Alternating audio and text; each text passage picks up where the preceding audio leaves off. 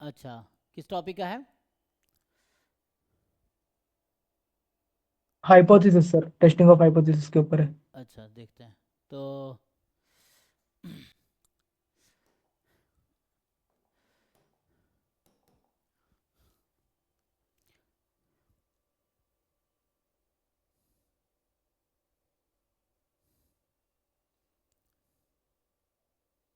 हम्म। और 39 में भी सर। अच्छा ठीक है, ओपन करते हैं ना।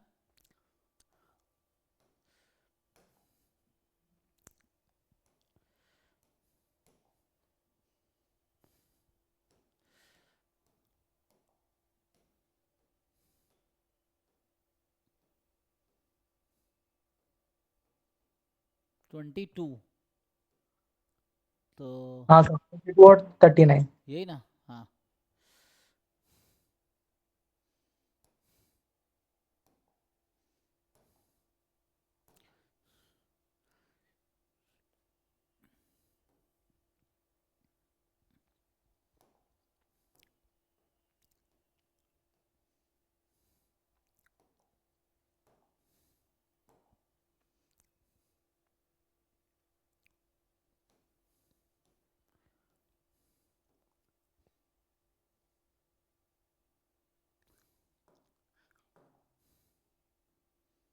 चलो भाई, ये रहा आपका 22 क्वेश्चन विथ ऑप्शंस। ठीक है, देखिए ट्राई करते हैं। तो कह रहा है X one X two X N be random sample from continuous distribution with PDF, है ना? तो आपको दे रखा है ये पीडीएफ, आपको समझ आ रहा होगा। X is Laplace with zero comma theta, है ना? तो अब critical region for the uniformly most powerful test. तो ये क्या, ये एक्सपोनेंशियल फैमिली का मेंबर है? आपको आइडिया है क्या ये जो पीडीएफ है ये एक्सपोनेंशियल फैमिली का डिस्ट्रीब्यूशन है या नहीं है? बताओ भाई, जिसका डाउट है आप बताओ। आपको हाँ आइडिया सर। है ना? तो कैसे चेक करते हैं? ई एक्स पी ऑफ लॉग लगा एक्सपोनेंशियल लॉग। लगा के इसको आप चेक कर लीजिए। हाँ, तो देखिए इसको ठीक करते हैं। तो यहाँ से ई एक्स पी लॉग लगा दो उस पर, तो minus L N two theta and आ जाएगा minus mod X upon theta. अब थोड़ा सा मैं आपको अगर समझाऊँ, तो ई एक्स पी जैसे मान लो होता है ए एक्स बी थीटा, फिर होता है सी थीटा इंटू कितना, एच एक्स। अब ध्यान ये रखना है कि C theta is non decreasing function, non decreasing function. ठीक, तो बताओ ऐसा सी थीटा क्या लोगे जो नॉन डिक्रीजिंग होगा? इसमें देखो, मेनली हमें इसी टर्म से मतलब है, बाकी से मतलब ही नहीं है। हमें मतलब एच एक्स और सी थीटा से है। तो C theta non decreasing function होना चाहिए। तो क्या लेंगे? क्या one by one theta work upon करेगा? थीटा। वन तो इधर डिक्रीजिंग अपॉन थीटा। फंक्शन, इधर डिक्रीजिंग फंक्शन है। हाँ। तो हमें नॉन डिक्रीजिंग लेना है, तो क्या करना पड़ेगा नॉन डिक्रीजिंग लेने के लिए? हमें लेना पड़ेगा माइनस वन बाई थीटा। ये एक टॉपिक उस दिन पहले मैंने पढ़ाया था, मोनोटोन लाइक्लीहुड रेशियो प्रॉपर्टी, उसके बेसिस पे मैं कर रहा हूँ। तो ये है, एंड साथ में आपका आ जाएगा, ठीक है, ये माइनस हो जाएगा, ये नॉन डिक्रीजिंग है अब। तो एच क्या बनेगा? तो एच एक्स बताओ। ये सी थीटा इंटू एच एक्स था, तो सी थीटा ऐसा लेना होता है कि नॉन डिक्रीजिंग हो, तो माइनस वन बाई थीटा हो गया। तो एच एक्स क्या बनेगा? Mod of x. Mod x. तो टी यहाँ से क्या बनाते थे हम लोग? ऐसा बनाते थे। समेशन मॉड ऑफ एक्स है। तो summation of mod X I, actually ये कंप्लीट सफिशिएंट है। एनीवे हमें उसकी ज़रूरत नहीं कंप्लीट सफिशिएंट की। यहाँ मुझे डिसाइड करना है क्रिटिकल रीजन। तो आपको क्रिटिकल रीजन निकालने के लिए ना, आपको लाइक्लीहुड रेशियो टेस्ट लगाने की यहाँ पे कोई नीड नहीं है।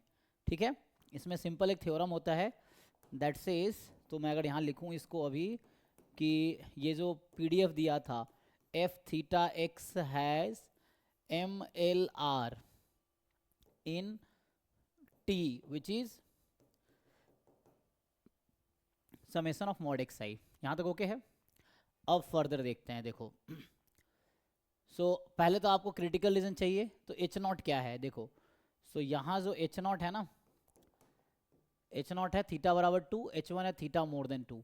तो H one will decide the critical reason directly, आपको कोई क्रिटिकल रीजन निकालने की अलग से जरूरत नहीं है लाइक्लीहुड रेशियो टेस्ट से। यहाँ थीटा मोर देन टू है, तो क्रिटिकल रीजन होगा T more than equal to K. जो क्रिटिकल रीजन का साइन है, H1 का साइन है, वही क्रिटिकल रीजन का साइन होगा।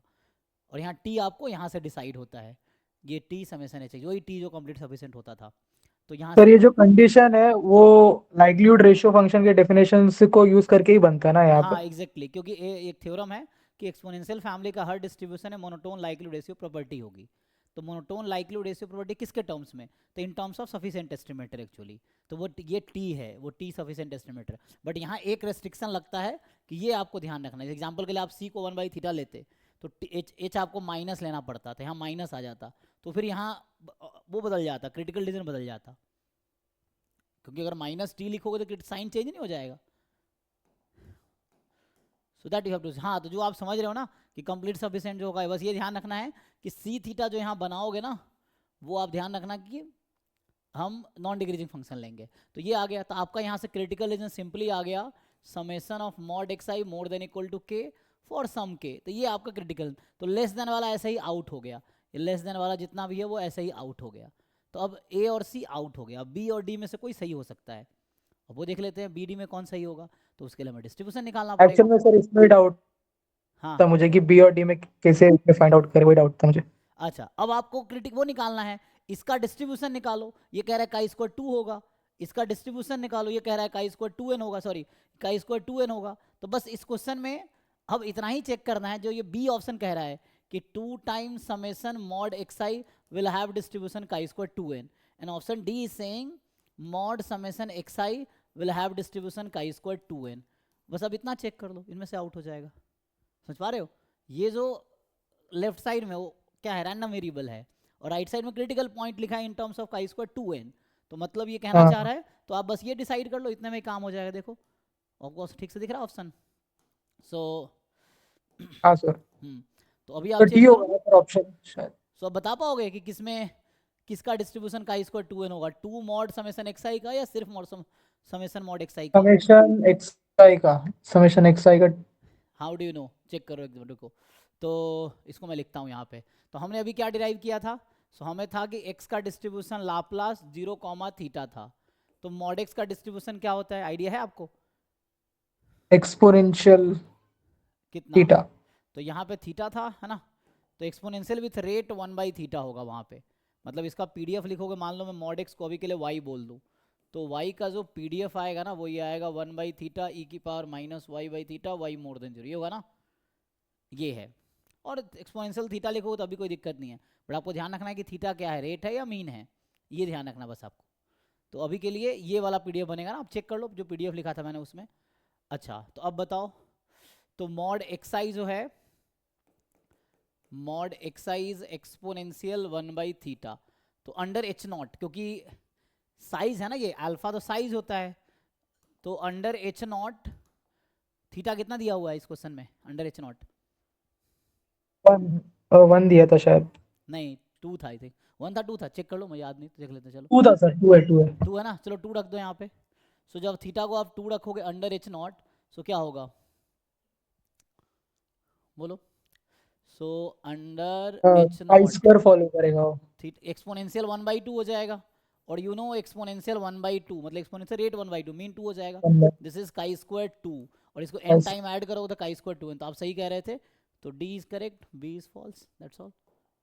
सर मुझे ये नहीं समझा कि वो अल्फा का क्या मतलब होता है, मतलब 2n जो अल्फा है उसका मतलब एक्चुअल में होता है क्या? वो एक क्रिटिकल पॉइंट है, जैसे मैं अभी समझाता हूँ आपको। देखिए कि ये जो लिख रखा है काई स्क्वायर 2n अल्फा, जैसे x कोई रैंडम वेरिएबल है, ये हमने कई बार डिस्कस किया। देखिए आप, x एक रैंडम वेरिएबल जिसका डिस्ट्रीब्यूशन काई स्क्वायर 2n है ना? तो ये जो नंबर लिखा होता है काई स्क्वायर 2n अल्फा, ये एक रियल नंबर है ना? जैसे अल्फा अगर मान लो आप 90% रख दिया, n को 5 रख दिया, तो क्या होगा? मान लो एग्जांपल के लिए n कोई बोलता है 10 है, और अल्फा भी कुछ भी ले लो 5% है, तो ये नंबर क्या बन जाएगा? Chi square 20,0.05। तो ये कोई नंबर होगा, फॉर एग्जांपल 10 के इक्वल होगा, लेट से समथिंग हो सकता है। तो जैसे को मैं ग्राफिकली आपको समझाऊं इसी को, तो इसमें होगा क्या, जैसे काई स्क्वायर का अगर ग्राफ बनाते हो आप, काई स्क्वायर का ग्राफ बनाओ इस तरह से, मान लो ये डिस्ट्रीब्यूशन है, x है अभी के लिए काई स्क्वायर 20, जैसे मैंने यहाँ ले रखा है ना काई स्क्वायर 20 अल्फा, तो x अभी n को ही फिक्स किया, तो x is a random variable chi square 20। तो ये ग्राफ है। अब बीच में यहाँ एक नंबर है, यही नंबर है काई स्क्वायर 20,0.05। मैंने कहा इसका नंबर वैल्यू z है, फॉर एग्जांपल ये 10 है ना, मैं कह रहा हूँ ये 10 है नंबर लाइन पे लेट से। तो इसके आगे की प्रोबेबिलिटी ये होगी, 5% इधर प्रोबेबिलिटी है और 95% इधर प्रोबेबिलिटी है। ये मतलब है। समझा सर। हाँ वही है। तो काई स्क्वायर एन अल्फा है, तो इन जनरल जो भी है ये अल्फा है, तो अल्फा इज प्रोबेबिलिटी इस नंबर के, ये एक नंबर है इसके आगे की प्रोबेबिलिटी, इसके पीछे की प्रोबेबिलिटी उल्टा। जैसे अगर जनरल लिखते तो यहाँ पे आप जब जनरल लिखते हैं तो ये काई स्क्वायर 2n अल्फा है, तो इधर प्रोबेबिलिटी अल्फा है, इधर 1 माइनस अल्फा है। और ये क्वेश्चन में भी लिखा रहता है, आपको ये ज़्यादा वो करने की जरूरत नहीं है, फर्स्ट पेज पे लिखा होगा ये चीज़, तो आपको अपनी मर्जी से अज्यूम नहीं करना, ये फर्स्ट पेज पे लिखा हुआ है, आप देखो। देखो यहाँ लिखा हुआ है, जो आप कह रहे थे ना कहीं भी कोई नोटेशन यूज होगा तो उसका मीनिंग यहाँ लिखा हुआ है। ये क्या है,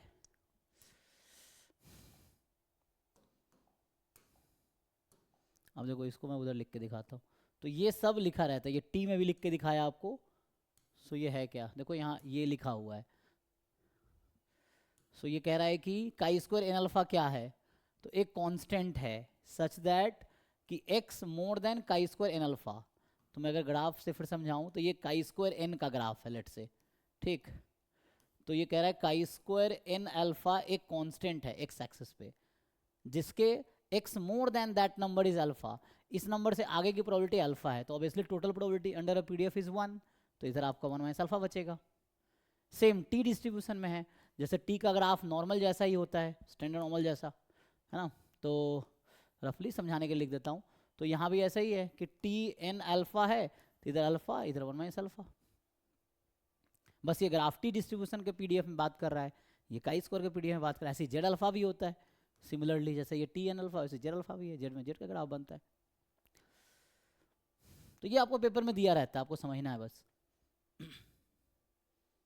ठीक है। इसमें तो ये क्वेश्चन हो गया है ना, ये जैम 2025 का क्वेश्चन नंबर, जो हम देख रहे थे जैम 2025 का क्वेश्चन नंबर 22 था। अगला क्या, किसमें डाउट है अगला? 39 सर। 39 ओके। तो